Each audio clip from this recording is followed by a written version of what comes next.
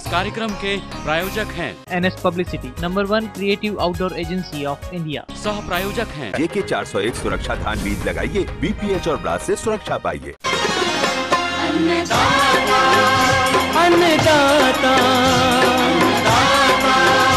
अन्नदाता नीत तुम्हारा अन्नदाता, पग पग पर है संग तुम्हारे अन्नदाता। लहू किसानों का बन के पसीना सींचता है धरती का सीना, मेहनत का तेरी हक दिलवाने, नई तकनीक नई खोज बताने।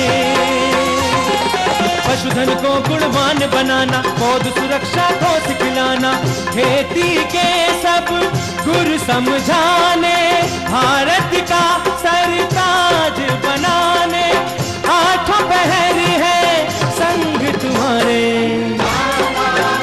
अन्नदाता अन्नदाता। नमस्कार, मैं शालिनी आप सभी दर्शकों का अन्नदाता कार्यक्रम में स्वागत करती हूं। हर रोज की तरह कार्यक्रम में हम लेकर के आते हैं खेतीबाड़ी से जुड़ी हुई बहुत सी लाभकारी जानकारियां। तो चलिए सबसे पहले देखते हैं क्या है विशेष आपके लिए आज के कार्यक्रम में।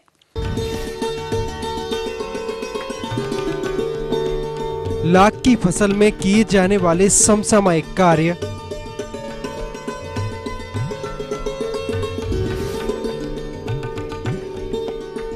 पान की फसल में बरसात के समय लगने वाले रोग एवं उनका समेकित प्रबंधन,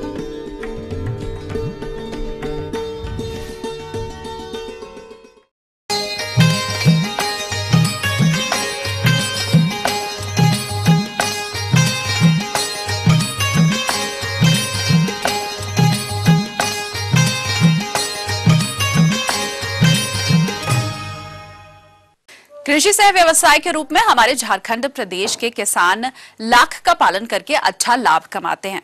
इस समय लाख की फसल में विशेष देखरेख और प्रबंधन करना होगा। हमारे बीच एक कृषक साधु महली मौजूद हैं, तो आइए मिलते हैं उन्हीं से।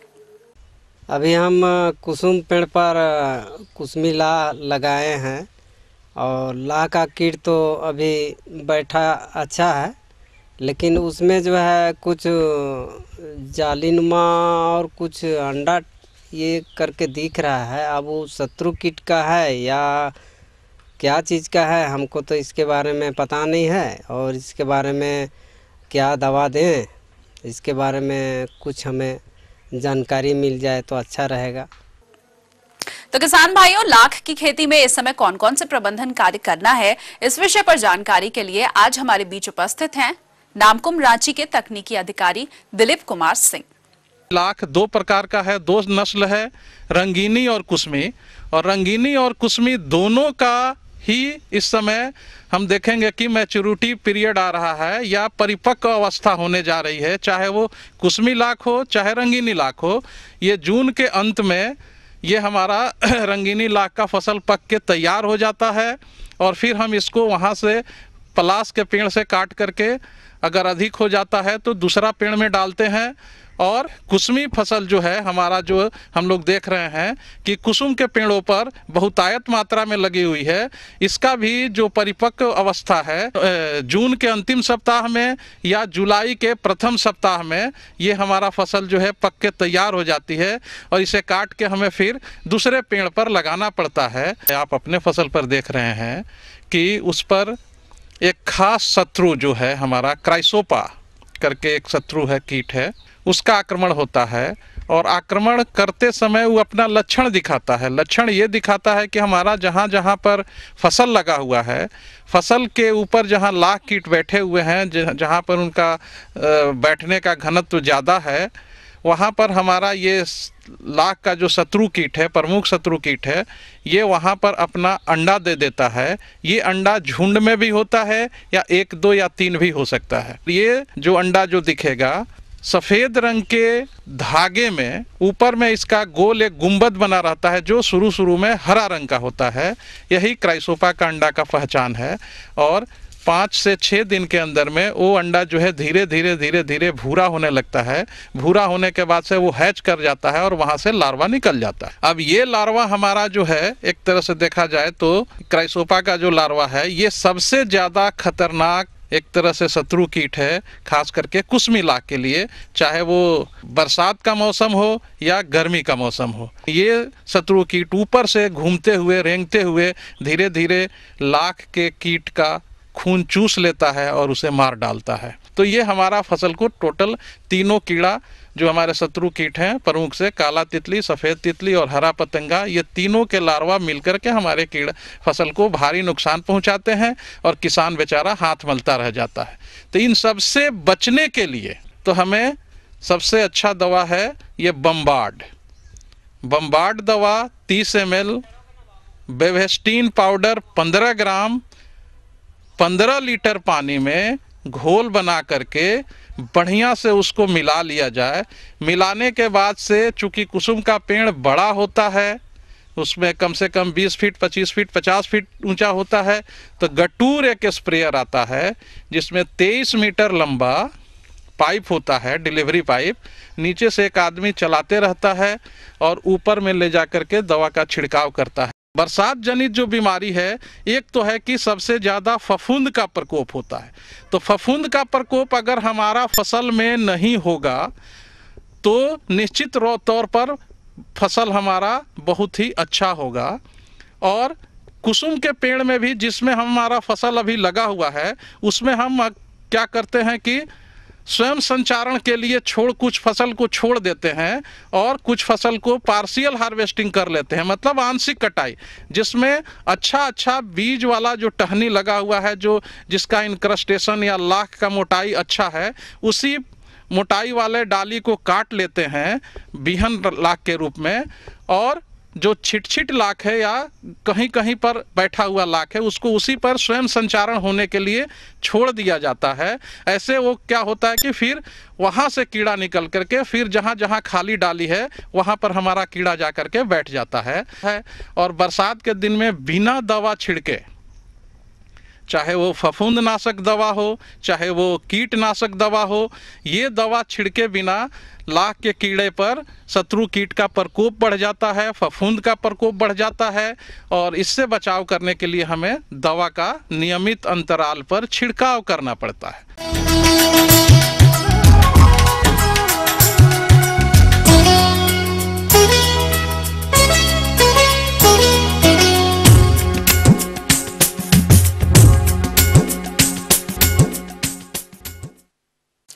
किसान भाइयों, बारिश के आते ही वातावरण में नमी की मात्रा बढ़ जाती है और इस नमी में विभिन्न प्रकार के रोग पनपने लगते हैं जो कि हमारी फसलों को काफी नुकसान पहुंचाते हैं।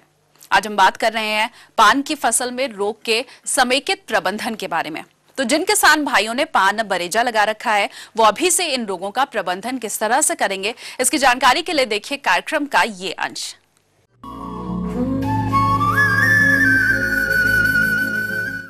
किसान भाइयों, पान एक बहुवर्षीय फसल है जो कि बरेजे में लगाई जाती है, जिसके अंतर्गत हम सर्वप्रथम बात करते हैं पद एवं पर्ण गलन रोग के बारे में। तो किसान भाइयों, फसल में पद गलन रोग के कारण पत्तियों पर हल्के भूरे रंग के नम पनीले धब्बे दिखाई देते हैं। बाद में पत्तियां सड़ जाती हैं। मुख्य तना जमीन के पास से सड़ने के कारण बेल सूख जाती है। और अब बात करते हैं इसमें लगने वाले दूसरे रोग की, जिसे जीवाणु जनित पर्ण दाग रोग के नाम से जानते हैं। इस रोग के कारण पत्तियों पर काले रंग के पनीले धब्बे जो चारों ओर से पीले रंग से घिरे हुए रहते हैं पड़ जाते हैं। ये धब्बे आपस में मिलकर एक बड़ा धब्बा बनाते हैं। ग्रसित पत्तियां जमीन पर गिरकर बेल के तने को भी संक्रमित कर देती हैं, जिससे तने पर काले धब्बे पड़ जाते हैं और बेल सूख जाती है। इसी में लगने वाला तीसरा रोग है गंधली रोग। पान की फसल में गंधली रोग जो कि फफूंद द्वारा होता है, इसका प्रकोप होने पर ग्रसित बेलें मरने लगती हैं और मरी हुई बेलों के चारों ओर सफेद रंग की फफूंद के जाले तथा भूरे रंग के दाने जमीन की सतह पर दिखाई देते हैं। पान की फसल में एक और महत्वपूर्ण रोग लगता है, वह है बुकनी रोग। इसके प्रकोप से पत्तियों की निचली सतह लाल हो जाती है एवं ऊपरी सतह पर सफेद रंग का चूर्ण जमा हो जाता है, जिसके कारण पत्तियां गिरने लगती हैं। किसान भाइयों, अब बात करते हैं सूत्रकृमि से उत्पन्न रोग के बारे में। तो किसान भाइयों, पान की फसल में सूत्रकृमि के द्वारा जड़ ग्रंथि रोग लगता है। इस रोग के कारण बेलों की वृद्धि रुक जाती है एवं पत्तियां पीली तथा आकार में छोटी हो जाती हैं। इस प्रकार की बेलों को यदि उखाड़ कर देखें तो इसमें जड़ों पर विभिन्न प्रकार की गांठें दिखाई देती हैं। अधिक प्रकोप होने पर वाहिकाएं भी संक्रमित हो जाती हैं, जिससे पोषक तत्व एवं जल का प्रभाव रुक जाता है और बेल मुरझाकर सूख जाती है। किसान भाइयों, ये तो हुए विभिन्न रोगों के लक्षण। आइए अब इन रोगों के प्रबंधन पर जानकारी लेते हैं। तो किसान भाइयों, इन रोगों के प्रबंधन के लिए स्वस्थ एवं रोग रहित बरेजे से ही बोनी हेतु बेल का प्रयोग करें। बोनी से पूर्व 0.5% बोडो मिश्रण के घोल में बेलों को 30 मिनट तक उपचारित करें। मध्य जून से सितंबर तक 1% बोडो मिक्सचर द्वारा भूमि का उपचार 30 दिन के अंतर पर करें। बरेजों को वहां लगाएं जहां पर पहले इन रोगों का प्रकोप न हुआ हो। जीवाणु जनित पर्णदाग रोग के बचाव के लिए बोनी से पूर्व बेलों को स्ट्रेप्टोसाइक्लिन 3 ग्राम दवा 10 लीटर पानी में घोलकर उपचारित करें एवं खड़ी फसल में नियंत्रण हेतु स्ट्रेप्टोसाइक्लिन की 250 ppm के घोल का छिड़काव फसल पर 10 से 15 दिन के अंतराल पर करते रहें। सूत्रकृमि जनित जड़ ग्रंथि रोग के प्रबंधन हेतु ग्रीष्मकालीन गहरी जुताई करें। इससे सूत्रकृमि के अंडे एवं डिंबक नष्ट हो जाते हैं। नीम अथवा महुआ की खली 500 किलोग्राम प्रति हेक्टेयर भूमि में मिलाने पर इस रोग को नियंत्रित किया जा सकता है। तो किसान भाइयों, इस प्रकार बताई गई जानकारी द्वारा आप पान में लगने वाले रोगों का प्रबंधन कर अधिक उपज प्राप्त कर सकते हैं। तो ये थी कुछ उपयोगी जानकारियां। अब लेते हैं एक छोटा सा ब्रेक, जल्द ही हाजिर होंगे और कार्यक्रम में आगे है और भी बहुत सी महत्वपूर्ण जानकारियां, तो आप बने रहिए हमारे साथ। दुधारू पशुओं के नवजात बछड़े बछड़ियों की देखरेख,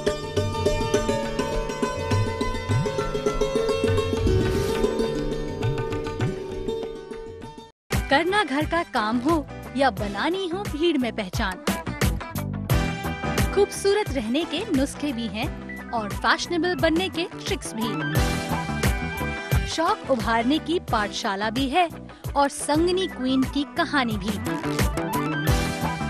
ये सब और बहुत कुछ सिर्फ संगनी फॉर टुडेज वुमेन के साथ।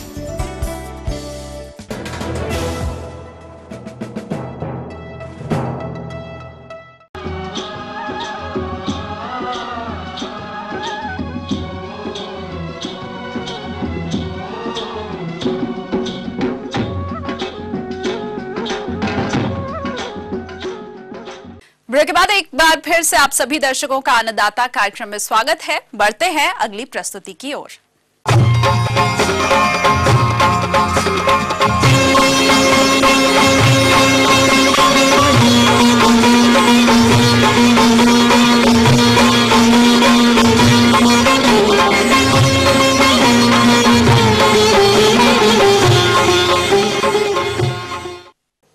हमारे प्रदेश के अधिकतर किसान कृषि के साथ साथ दुधारू पशुओं का पालन करते हैं और अधिकांश पशुपालक सभी दुधारू पशुओं का प्रबंधन एक जैसा ही करते हैं, जबकि इसके नवजात बछड़े बछड़ियों को विशेष देखभाल की आवश्यकता होती है। तो बछड़े बछड़ियों की देखभाल में कौन कौन सी बातों को ध्यान में रखना है, इसकी समस्त जानकारी दे रहे हैं बिहार पशु चिकित्सा महाविद्यालय पटना के डॉक्टर संजय कुमार। किसान भाइयों, आप जानते हैं कि वैज्ञानिक तरीके से जो पशुपालन अगर हम लोग करते हैं तो उसका कितने लाभ हैं। बच्चा पालन मतलब जैसे आपका गाय जो है बियाई है तो उस बच्चे को आप कैसे केयर करेंगे। जैसी आपकी गाय जो है बियाती है, ब्याने के बाद जो है उसको पहले क्या करना चाहिए। सबसे पहले जो है उसको ये ध्यान रखिए कि उसके जो मुंह में जो म्यूकस है जो फंसा हुआ है उसको आप साफ कीजिए। साफ अगर हो जाती है, श्वास लेती है, तब तो कोई दिक्कत नहीं है। अगर श्वास लेने में उसको दिक्कत हो रही है तो उसको सबसे पहले उसको थोड़ा सा प्रेशर दीजिए, चेस्ट पे जो है उसका प्रेशर दीजिए, जिससे कि वो सांस लेने में सक्षम हो सके। दूसरी बात है कि जैसे ही आपका जो है बाछा या बाछी पैदा हुआ है तो उसमें आप देखेंगे कि जो है उसका नेवल कोड होता है, तो नेवल कोड को जो काटते हैं तो वहाँ से इन्फेक्शन होने का चांस बढ़ जाता है। उसके लिए हमें क्या करना चाहिए, टिंक्चर आयोडीन का घोल जो है उसको लगाना चाहिए। तीसरे पॉइंट पे ये रखना है कि आप देखिएगा कि जो है गाय ब्याने के बाद जो है वो फर्स्ट दूध जिसको कोलेस्ट्रम बोल लेते हैं हम लोग, तो उस कोलेस्ट्रम को खिलाना बहुत ही जरूरी है। उसको खिलाने के लिए जो है कभी गिर जाती है, कभी खड़ा होती है, तो आपको उस समय उसको असिस्ट करना होगा, उसको थोड़ा सा हेल्प करके, सहायता करके उसको जो है थन के पास ले जाना होगा, लगाना होगा। और वो दूध जो फर्स्ट मिल्क है, जो कोलेस्ट्रम बोलते हैं, वो पिलाना बहुत ही जरूरी है, क्योंकि जो कोलेस्ट्रम होती है विदिन हाफ एन आवर के बाद से जो है उसको एकदम खिलाना शुरू कर देना चाहिए। आप कोशिश रखिए कि 48 घंटा तक उसको अवश्य खिलाएं। ऐसे तो 5 दिन तक खिलाया जाता है, जिसके कारण जो है उसकी प्रतिरक्षी क्षमता बढ़ी रहती है, जिससे बीमारी होने के चांस कम रहते हैं। तो उसमें क्या होता है कि प्रोटीन होती है जिसको ग्लोबुलिन्स बोलते हैं हम, जिसके कारण जो है उसकी प्रतिरक्षी क्षमता बढ़ जाती है। और दूसरी बात है उसमें विटामिन मिनरल्स जो है प्रचुर मात्रा में रहती हैं। प्रोटीन्स की मात्रा 4 से 5 गुना जो है नॉर्मल दूध जो हम देते हैं उससे ज़्यादा होती है। 10 से 15 गुना जो है विटामिन उसमें ज़्यादा होते हैं, और मिनरल्स होते हैं। कई तत्व ऐसे होते हैं जो उसकी प्रतिरक्षी क्षमता बढ़ाने में मदद करती हैं। तो इस कोलेस्ट्रम को हमें कितना खिलाना चाहिए, 1/10 ऑफ द बॉडी वेट, मतलब जितना आपके बाछा या बाछी का वजन है उसका 10वां भाग जो है उसको खिलाना चाहिए। लेकिन याद रखिए कि एक दिन में 506 लीटर या किलो से ज़्यादा नहीं खिलाना चाहिए, और एक बार में 1/10 ऑफ द बॉडी वेट उसका जितना है वो खिलाइए। मैक्सिमम लेवल जो है 5 से 6 किलो और 1/10 ऑफ द बॉडी वेट खिलाना चाहिए। इसके बाद हमें किन बिंदुओं पे ध्यान देना है, आपका जो है बच्चा या बाछी जो है 2 से 3 वीक का हो गया तो उसको डिहॉर्निंग कर देना है। और किन बिंदुओं पे ध्यान रखना है, फीडिंग स्टार्ट करना है। फीडिंग मीन्स स्टार्टिंग में तो आप दूध देंगे, पहली दूध जिसको हम बोलते हैं उसको हम खिलाएंगे। उसके बाद 5-6 से 20 दिन के बाद 20 दिन तक हम होल मिल्क देंगे, यानी पूरी दूध जो आप कहते हैं वो खिलाएंगे। तो पूरी दूध को हम कितना खिलाएंगे, तो 1/10 खिलाएंगे। लेकिन जैसे ही आपके 20 दिन के बाद हो जाए, यानी 21 से 30 दिन के बाद उसको जो है हम क्या खिलाएंगे, तो 1/15, मतलब जितना बॉडी वेट है उसका 15वां भाग जो है होल मिल्क खिलाएंगे। अच्छा, एक काफ स्टार्टर होता है। काफ स्टार्टर का मतलब ये होता है कि हम जो है उसको प्रोटीन, ग्रेन्स और विटामिन, मिनरल, एंटीबायोटिक्स, प्रोबायोटिक्स, ये सब मिक्स करके जो है हम लोग काफ स्टार्टर बनाते हैं, जो कि उसको खिलाते हैं ताकि उससे ग्रोथ बहुत अच्छा रहे। क्योंकि जो काफ स्टार्टर बनाते हैं उसमें DCP यानी डाइजेस्टिबल क्रूड प्रोटीन की मात्रा जो है 20% या उससे ज़्यादा भी होती है। साफ सफाई हमेशा ज़रूरी है। तो 6 मंथ्स के बाद हम क्या करेंगे, उसको जो है कंसंट्रेट यानी दाना, सूखा घास, हरा घास, ये सब चीज़ें उनको देना शुरू करेंगे। दूसरी बात उसका हाउसिंग, मतलब जहाँ आप रख रहे हैं वहाँ पे साफ सफाई, हवादार रूम, ये सब सारी चीज़ों का ध्यान रखना है। और रेगुलर वैक्सीनेशन कराना बहुत ही ज़रूरी है। तो आप इस तरह से साइंटिफिकली मैनेज करेंगे तो देखेंगे कि एक दिन जो है आपको डेयरी से इतनी इनकम होगी, आप इकोनॉमिकली इतने स्ट्रॉन्ग हो जाएंगे कि आपको काफ़ी इंटरेस्ट आएगा।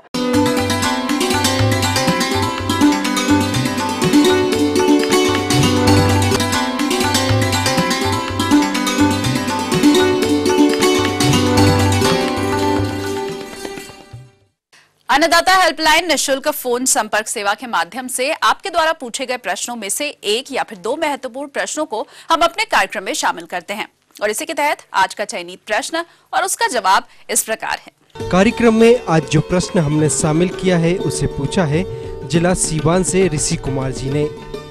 यह बीजों उपचार के महत्व एवं बीजों उपचार कैसे करें इस पर जानकारी चाहते हैं। तो ऋषि कुमार जी, आपकी जानकारी हेतु देखिए हमारे कार्यक्रम का यह अंश।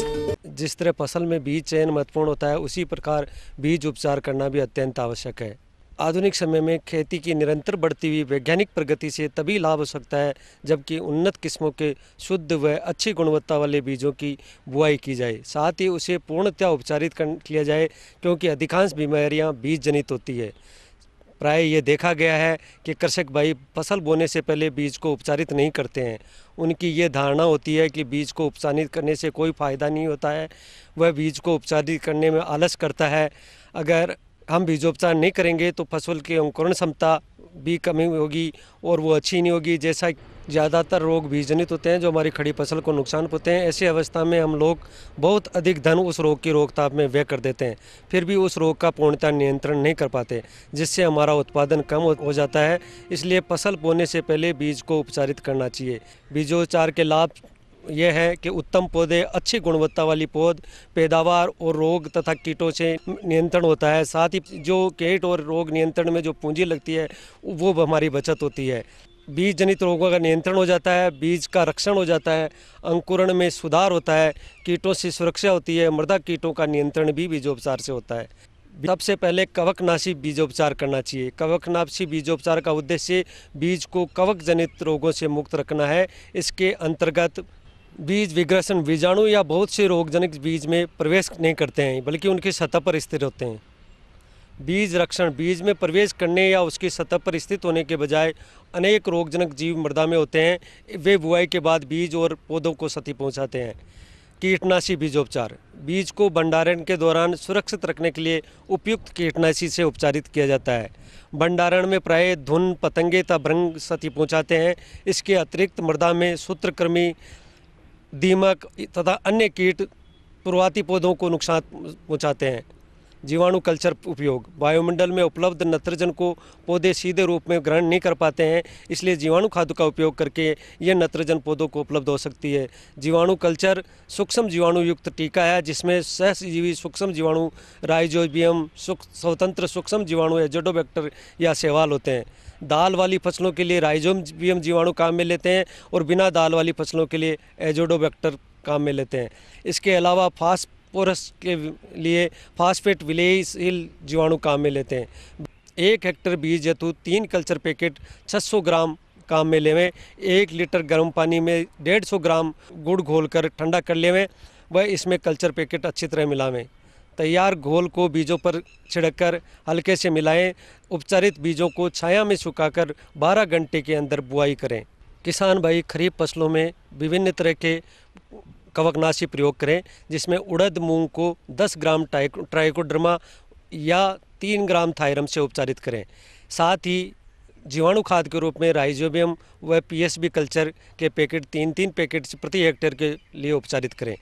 मूंगफली में 2 ग्राम बाइवेस्टिन से उपचारित करें, साथ ही राइजोबियम व पीएसबी कल्चर से उपचारित करें।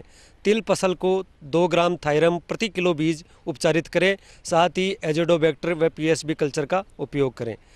ज्वार, बाजरा, मक्का फसल को 3 ग्राम थायरम प्लस 2 ग्राम बाइवेस्टिन प्रति किलो बीज से उपचारित करें, साथ ही राइजोबियम एवं पीएसबी कल्चर से उपचारित करें। जिन भाइयों को सोयाबीन बीजनी है उन्हें 2 ग्राम बाइवेस्टिन प्रति किलो बीज उपचारित करें, साथ ही राइजोबियम जेपोनिकम से बीजोपचारित करें, साथ ही पीएसबी कल्चर भी काम में लें। किसान भाइयों, उपयुक्त बताए गए विधियों से बीजोपचार कर किसान भाई अपनी फसलों की बुआई करें, जिससे अधिक उत्पादन प्राप्त कर सके। निःशुल्क फोन संपर्क सेवा की इसी कड़ी में दूसरा प्रश्न पूछा है कांके जिला रांची से गोकुल प्रसाद जी ने। यह सूक्रों में एनीमिया रोग के नियंत्रण पर जानकारी चाहते हैं, तो गोकुल जी आपकी जानकारी हेतु प्रस्तुत है। किसान भाइयों, आज मैं आपको एक बीमारी, शुगर की मुख्य बीमारी बताऊंगा, जिसके कारण कि उसमें मृत्यु दर अधिक हो जाती है और उसमें वजन वृद्धि बहुत कम होती है। और ये बीमारी मुख्य रूप से शुगर में होती है, जिसको कि रक्त की कमी या पिगलेट एनीमिया बोलते हैं। और ये मुख्य रूप से शुगर के जो शावक रहते हैं, जो बच्चे रहते हैं, उसमें होती है। इसकी मुख्य वजह जो है, जब बच्चे पैदा होते हैं, जैसे आपको मालूम है कि शुगर एक मादा जो रहती है लगभग 10 से 12 बच्चे देती है, और 10 से 12 बच्चे देने के कारण उसमें जो लवण की कमी या जो आयरन रहता है या लोह लवण जो रहता है, जिसके कारण कि खून बनता है और बच्चे अधिक होने के कारण खून की कमी रहती है या लोह लवण उसमें रहते हैं जो कम रहते हैं, और जब बच्चे पैदा होते हैं तो उसमें बीमारी की संभावना अधिक होती है, तो इसके कारण उसमें मृत्यु दर अधिक हो जाती है, या उसमें जो वजन है उसमें वृद्धि कम होती है, या उसका शरीर जो है चिकना नहीं रहता और थोड़ा खुरदरा रहता है। तो उससे बचाने के लिए कुछ उपाय मैं बताऊंगा। शूकर मुख्य रूप से मांस उत्पादन के लिए पाला जाता है, और अगर उसमें वजन में कमी रही तो निश्चित रूप से आपको मांस कम प्राप्त होगा और आपकी आय भी कम होगी। और इसका मुख्य कारण है जो शुरू में ही ध्यान देना पड़ता है आपको, वो है शूकरों में रक्त की कमी। जब मादा गाभिन रहती है, बच्चे उसके पेट में पलते रहते हैं, तो उस टाइम जो दाना आप खिला रहे हैं उसमें लोह लवण की मात्रा बढ़ा दें, जिससे कि जो बच्चा पैदा हो उसमें लोह लवण की मात्रा रहे और रक्त की कमी ना हो पाए। इसी कमी के लिए सबसे पहले आपको एक इंजेक्शन बाज़ार में उपलब्ध है जिसको कि एम्फेरॉन बोलते हैं, वो 7वें दिन और 14वें दिन पिगलेट में या शावक में लगाना चाहिए। इसकी मात्रा 1 मिलीलीटर रहती है और उसको मांस में लगाते हैं या जो पीछे पुट्ठे में लगाते हैं, इसको 7वें दिन 14 दिन लगाना चाहिए।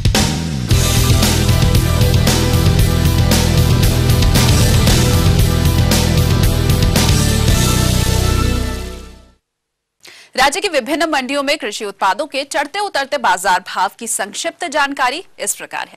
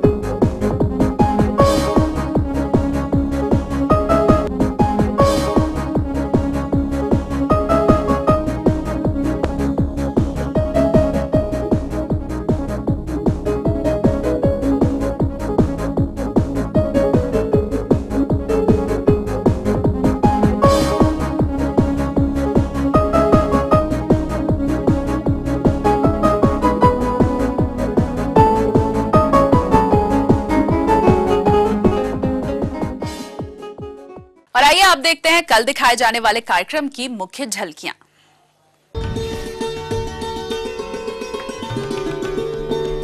अरहर की उन्नतशील किस्में एवं वैज्ञानिक बुआई तकनीक पर जानकारी।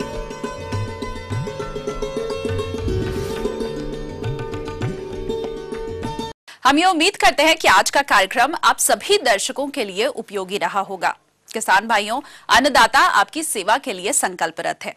कृषि संबंधित समस्या और सुझावों के लिए आप हमें इस पते पर संपर्क कर सकते हैं। प्रोड्यूसर अन्नदाता ETV Bihar Jharkhand, Ramoji film city, Hyderabad 501512। साथ ही आप हमें ईमेल भी कर सकते हैं। हमारा ईमेल आईडी है annadatabihar@etv.co.in। इसके अलावा हमारी निःशुल्क हेल्पलाइन नंबर 180042540855 पर दोपहर 2 से 3 बजे के बीच आप संपर्क कर सकते हैं। और आइए आप देखते हैं कल दिखाए जाने वाले कार्यक्रम की मुख्य झलकियां। तो फिलहाल अन्नदाता की पूरी टीम को दीजिए इजाजत। कल फिर से इसी समय आपसे होगी मुलाकात कृषि संबंधित कुछ और रोचक जानकारियों के साथ। नमस्कार।